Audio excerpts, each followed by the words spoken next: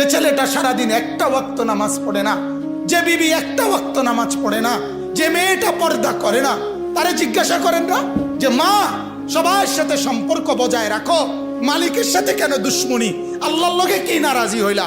আল্লাহর সাথে কি দুশ্মনী? আল্লাহর লগে কেন রাগ করলা? কেন রাগ করলা?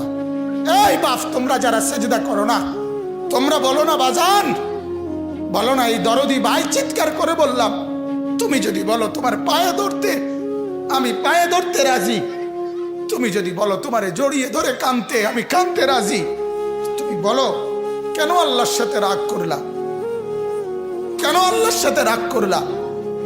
কেন আল্লাহর সাথে নারাজ হইলা? কেন সেজদা কপালে জুটলো না?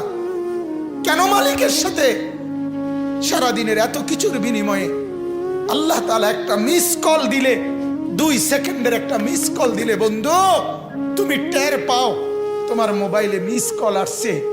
এত বড় মসজিদে 6টা মাইকের হরন দিয়া আল্লাহু আকবার বলে তোমারে ডাক দেয়, তোমার একটা বারও কানে লাগে না, বিবেকে লাগে না। তোর মতো শক্ত ডাকাত, তোর মতো পাশা